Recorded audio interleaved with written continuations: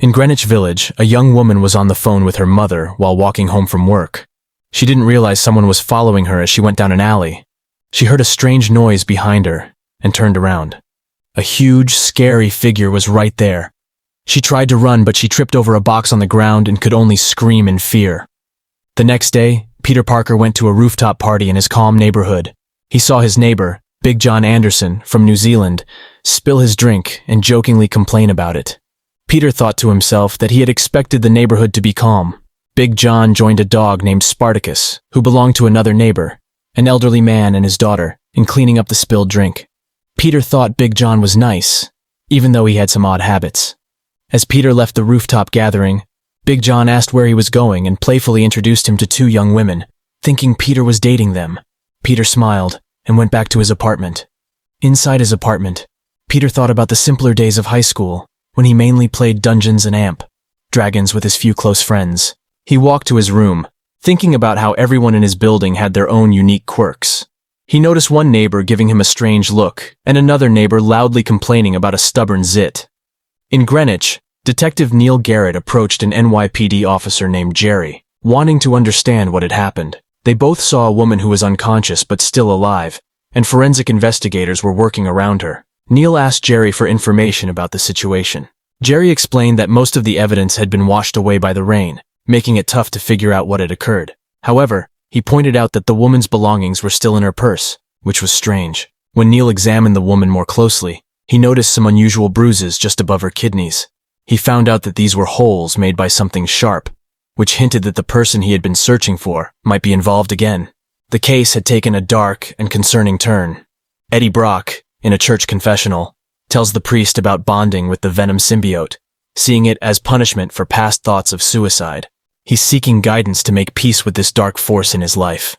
At St. Mark's Hospital, Peter and Aunt May went to see their friend Flash Thompson. He had fallen into a coma after a fight with the Green Goblin.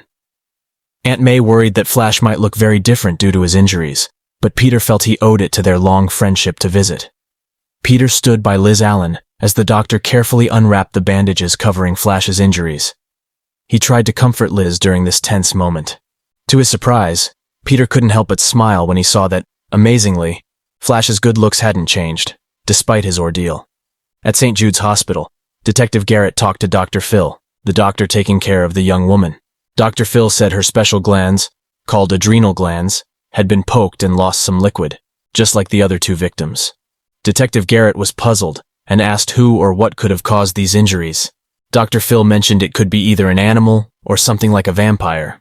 Big John and Glory Grant were sitting together, having a good laugh while looking at a newspaper with a headline about a vampire in the city. Nearby, Randy Robertson was playing basketball with someone else from their building. When they took a break from the game, Randy asked Big John if he knew where Peter had gone. Big John thought for a moment, and then pointed to a woman hanging her clothes on a line nearby. He jokingly suggested that Peter might be admiring the view of the woman and her laundry. Swinging through the city, Spider-Man felt sad about what happened to his friend Flash Thompson. Their lives took a bad turn because they crossed paths. While he was flying through the air on his web, he heard a scream from an old subway tunnel. Spider-Man went to check it out and found Venom, who looked scarier than usual, holding a homeless man. Spider-Man told Venom to let the homeless man go, but Venom didn't want him there. Venom asked Spider-Man to satisfy its hunger, which was unusual. The homeless man ran away, and before Spider-Man could react, Venom attacked him. Spider-Man noticed that this time, something was different. He couldn't feel Eddie Brock's anger or greed, only Venom's intense hunger, desire for blood, loneliness, and fear. Venom wrapped Spider-Man in its gooey tendrils and taunted him. Spider-Man tried to make jokes, like saying he had a girlfriend and that the symbiote made his butt look big. But Venom got angrier. As a train approached, Venom blamed Spider-Man for turning it into a monster because of rejection. Venom slammed Spider-Man into a pillar, accusing him of making it a bloodthirsty monster through Peter Parker's actions. Spider-Man tried to explain he hadn't wronged Eddie Brock, but Venom revealed it was just the symbiote without a host and knocked him out.